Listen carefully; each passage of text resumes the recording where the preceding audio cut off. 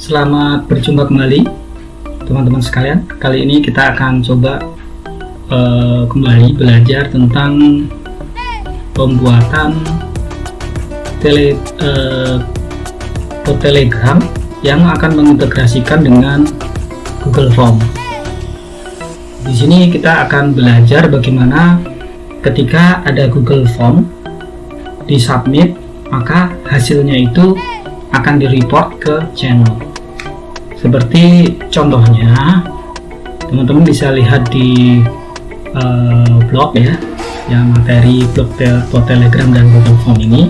Teman bisa lihat di geser yang paling bawah. Ini ada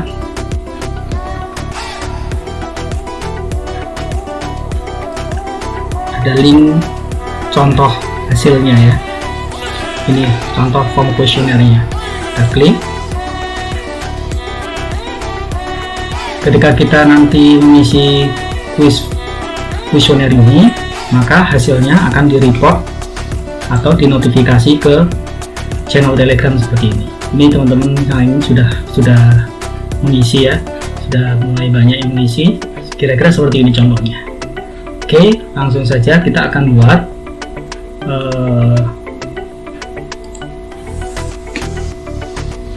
langsung saja kita praktekkan ya. Kembali ke teman-teman bisa buka ke blognya. Di sini kita tidak akan bercerita atau membahas tentang Google Form-nya ya, karena asumsinya teman-teman sudah mengerti apa itu Google Form, fungsinya, cara pakai, dan lain sebagainya. Pun kalaupun tidak mengerti, teman-teman bisa mudah mencarinya di Google dengan kata kunci belajar membuat form dari Google, atau di YouTube. Tentu sangat banyak sekali materi ini, jadi saya skip. Kita akan, walaupun nanti akan ada prakteknya, tapi kita tidak akan membahas lebih jauh di situ. Kemudian yang kedua, teman-teman asumsinya sudah bisa mengoperasikan Telegram ya, sehingga di sini nanti kita juga tidak akan belajar banyak tentang bagaimana membuat channel, mengelola channel, dan lain sebagainya. Tidak akan belajar membuat bot baru, tapi akan memanfaatkan bot lama. Kemudian kita akan menggunakan channel. Oke, langsung praktek saja ya. Teman-teman bisa buka blognya, bisa lihat blognya ya. Langsung praktek, teman-teman bisa baca mulai dari atas sampai bawah. Oke, langsung masuk kepada langkahnya ya. Pertama, kita akan membuat sebuah channel. Ya, ini channel yang akan kita pakai untuk report. Kita langsung praktek, kita buka Telegramnya, kemudian kita bikin channel baru ya, new channel. Misalnya kita kasih nama broadcast form ya, suka-suka lah ya namanya. Kita kasih nama broadcast form. Oke, kita bikin privat, kemudian kita simpan. Oke, kita skip aja. Nah, ini channel sudah jadi. Kemudian kita lakukan di praktek tutorialnya, tulis sebuah pesan untuk mendapatkan ID-nya ya. Kita tulis sebuah pesan di sini. Pesan pertama gitu ya. Oke, kita ketes. Kemudian untuk mendapatkan ID, kita perlu meng-forward ini ke struktur info. Nah, ini ya. Nah, di struktur info teman-teman bisa melihat di sini ada informasi bahwa ini adalah ID saya, ID yang saya pakai. Kemudian di sini adalah nama channelnya. Kemudian di sini adalah ID-nya. Nah, ID inilah yang akan kita pakai sebagai identifikasi chat ID atau tujuan broadcastnya nanti ya. Kita copy aja atau nanti kita bisa pakai, biarkan aja. Oke, jadi langkah di Telegram cukup segitu aja. Oh iya, botnya perlu dimasukkan ya, botnya perlu kita masukkan ke dalam channel ini. Oke, kita tambahkan sebagai contoh di sini adalah kita manage channel dulu. Kita klik administrator. kita tambahkan botnya. Oke, kita cari. Di sini saya pakai kode apa ya untuk demo bot sama ya. Oke, apakah pengen jadi admin? Kita jawab yes ya. Untuk demo, kita pakai, coba kita pakai Ceriwis dulu ya. Ceriwis demo bot. Oke, bisa nggak ya? Oke, yang paling penting di sini adalah dia diizinkan untuk melakukan posting message ya. Oke, dia sudah menjadi admin. Close. Kita simpan. Oke, kita lihat usernya ada dua. Yang pertama adalah Ceriwis demo, yang kedua adalah saya sendiri. Dan dua-duanya ada simbol bintang yang berarti sebagai admin. Oke, langkah ini sudah selesai. Kemudian baru kita bikin kuesionernya. Kita bikin kuesioner di sini. Kita klik baru. Kemudian kuesioner itu formulir ya. Oke, kita bikin sebuah kuesioner yang sederhana saja. Oke, misalnya kita kasih Ceriwis kuesioner. Oke, untuk deskripsinya ya, untuk tes saja misalnya. Oke, kita kasih ini bersama. Oke, kita kasih pertanyaannya, apa warna kesukaanmu? Oke, kita kasih warna merah, kemudian merah, kuning, hijau, gitu ya, merah, kuning, hijau, atau tambahkan lainnya. Oke, kemudian kita tambahkan misalnya apa hobi kamu. Ini ngasal aja ya kuesionernya. Apa hobi kamu? Jawaban singkatnya. Kemudian kita tambahkan satu lagi. Kita tambahkan satu lagi pertanyaan biar ada 3. Biar nggak terlalu singkat juga. Nomor berapa kesukaanmu? Misalnya kita pilih skala linear aja 1 sampai 10. Oke, biar memilih, terserah ya suka-sukanya nomor berapa. Kemudian misalnya di sini kita ke setting, kemudian kita lakukan pengumpulan email. Teman-teman tidak harus melakukan seperti ini, tapi di contoh ini saya berikan adalah mengumpulkan alamat email ya, karena terkadang penting alamat email dari yang kita survei ya. Oke, tidak kita batasi, biarkan saja, kita simpan, tidak dikasih edit untuk ke peluang edit ya. Oke, jadi responder nanti dia harus mengisi alamat emailnya. Baik, warna kesukaan, jadi ada 3 pertanyaan. Oke, saya pikir segitu aja kali ya. Oke, kemudian kita bikin, oke, sudah cukup sih, ini aja. Oke, dari sini terus kita akan masuk, kita akan membuat triggernya. Triggernya itu kita lakukan di editor script ini ya, masuk ke Google Script-nya, Google Apps Script-nya. Oke, nah kita lanjutkan, kita kasih nama proyeknya dulu, Ceriwis Form Trigger misalnya.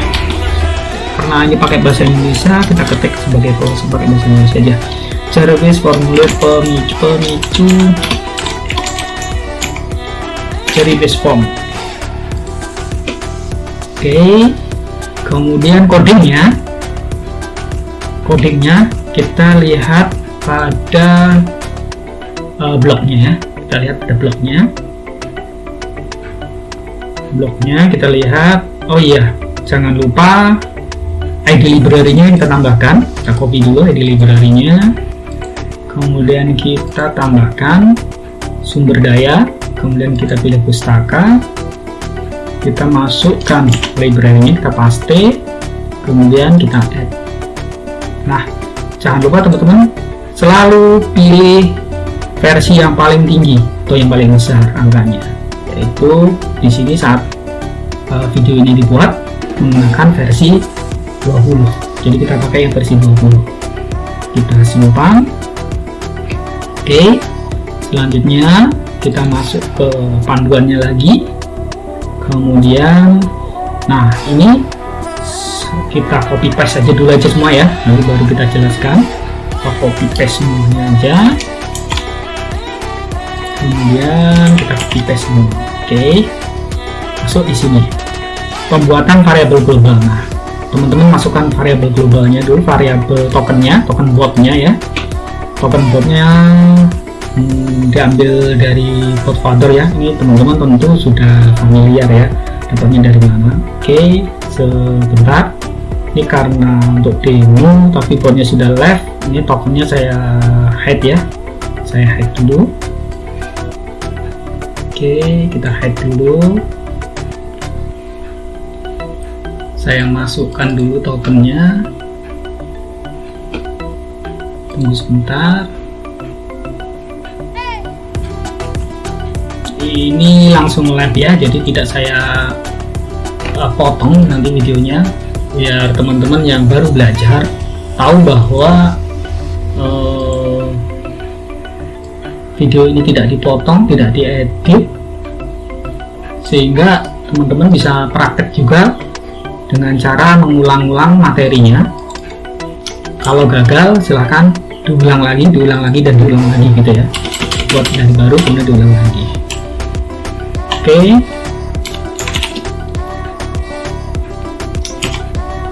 saya balikin. Oke ya, tokennya sudah dimasukkan. Kemudian seperti biasa di sini kita buat objek baru, mengambil dari token. Kemudian nah di sini ada tambahan variabel yaitu util. Util ini adalah mengambil variabel atau fungsi-fungsi di dalam util Telegram, library Telegram ya. Ini adalah fitur baru yang di fitur versi 19 atau 20. Jadi teman-teman yang menggunakan library terbaru versi 20 bisa menggunakan variabel util ini. Fungsinya sebenarnya sudah umum, sudah sebelum-sebelumnya juga sudah ada, yaitu untuk membersihkan teks dari parsing mode baik itu HTML ataupun Markdown. Oke, kemudian kita tambahkan cat ID-nya. Cat ID-nya kita dapatkan tadi di struktur bot ya. Di struktur bot ini kita copy paste ID-nya. Oke, kita copy, kemudian kita paste di sini. Oke, kita simpan. Biasakan disimpan dengan menekan Ctrl S ya. Oke, kemudian di sini kita bikin nama fungsinya, respon dari form. Ini nama fungsinya bebas sebenarnya, apa saja gitu ya. Oke, kita lanjutkan. Kemudian di sini pesannya kita kosongkan di awal. Ini adalah form untuk mengambil form aktif pada saat ini. Nah, yang paling penting di sini adalah karena ini adalah mengambil data keseluruhan form, maka yang kita perlukan untuk broadcast adalah data yang terakhir atau data yang sesudah di submit gitu ya. Sesudah di submit baru itu yang akan kita ambil. Nah, di sini makanya indeksnya adalah diambil yang paling akhir dari maksimal indeksnya, kemudian dikurangin 1 karena indeks selalu dimulai dari 0. Oke, kemudian kita masukkan ini untuk mendapatkan responder. Jadi kalau tadi di sini di kuesionernya di sini teman-teman tidak mengklik kumpulkan alamat email, maka yang ini pun teman-teman bisa mendisable-nya. Cara mendisable gimana? Kasih aja komen gini ya, misalnya email tidak didapat atau tidak ada gitu ya. Nah, karena kita tadi men-set email untuk dikumpulkan, maka informasi email perlu kita tarik gitu ya. Nah, di sini pesan bisa aja isi pesan ini mengandung HTML, makanya kita cleaning atau kita bersihkan, kita cleansing. Kemudian di sini masuk ke itinerary-nya. Oke. Yang terakhir adalah proses pengiriman ke channel. Gitu ya. Oke, langsung kita tes saja. Ini yang oke, sebentar. Betul ya. Kita tes ya.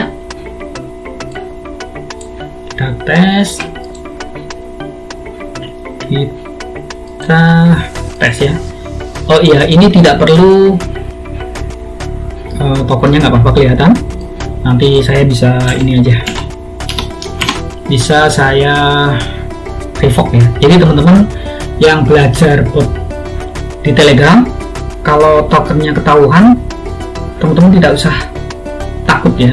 Walaupun sedang belajar, kemudian di grup ditanya skripnya seperti apa, teman-teman jangan ragu untuk proses seperti ini. Skripnya kayak sekarang terlihat tokennya, tidak mengapa, nanti teman-teman bisa revoke gitu ya, atau mengganti tokennya. Oke. Untuk bot questionnaire ini, untuk bot notifikasi form ini, kita tidak perlu melakukan deploy gitu ya, tidak perlu melakukan deploy. Jadi ini langsung bisa dipergunakan. Cara mempergunakannya gimana?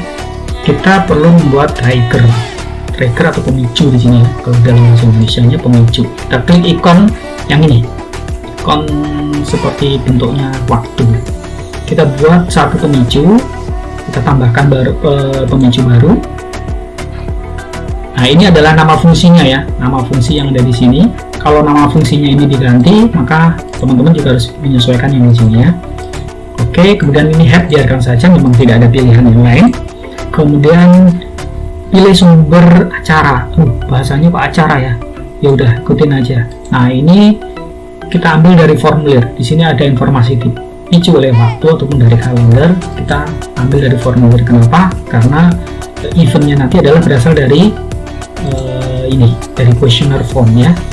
Oke, kemudian pilih jenis acara. Nah, ini bukan saat dibuka, tapi saat mengirim formulir. Kalau bahasa Inggrisnya on submit gitu ya. Ternyata kalau bahasa Indonesianya saat mengirim formulir. Oke, ini aja yang penting. Kemudian kita klik simpan. Oke, operasi gagal, script A, periksa pemblokiran pop-up lagi. Oke, ini aja, simpan. Kena blokir pop-up, kita bisa baca. Oke, friends, belum. Oke, kita simpan. Oke, kita pilih account, kita bolehkan. Kemudian kita lanjutkan. Kita lanjutkan juga. Ini teman-teman sudah hafal ya proses ini. Kemudian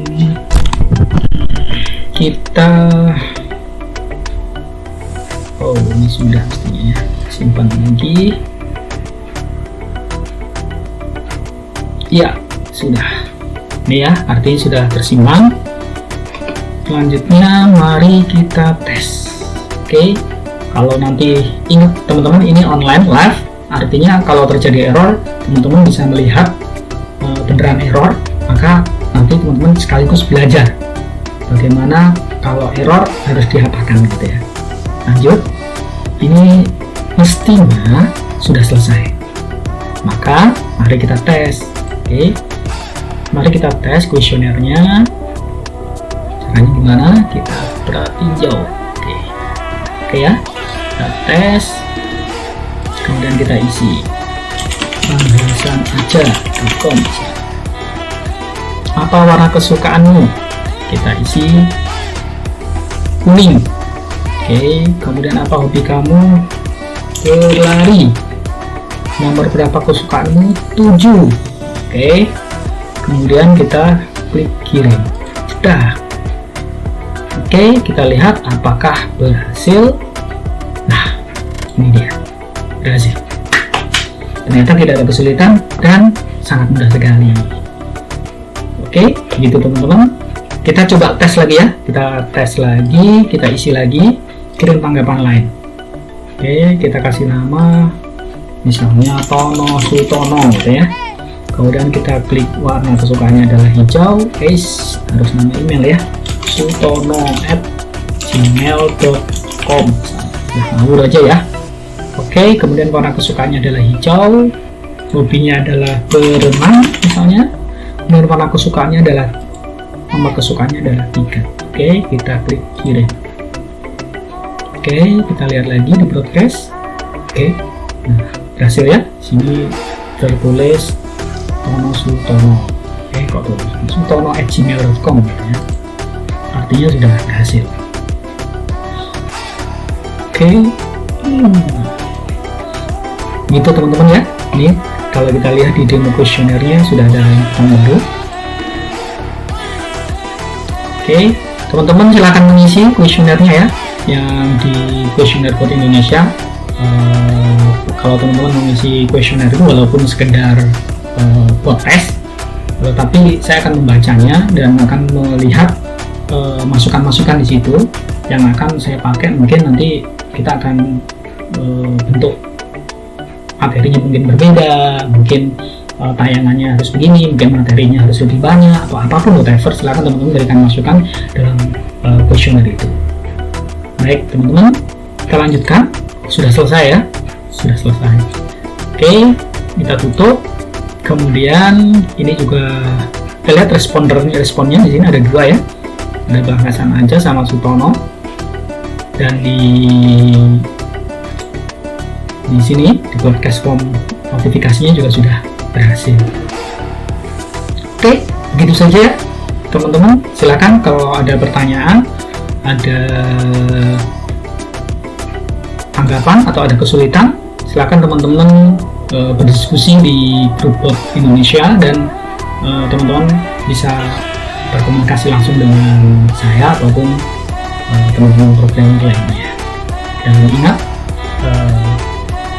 tetap sabar belajarnya, jangan terburu-buru, dan kalau gagal jangan ribet-ribet untuk melakukan debugging. Hapus, buang, bikin baru aja. Begitu, terima kasih dan sampai jumpa di materi berikutnya.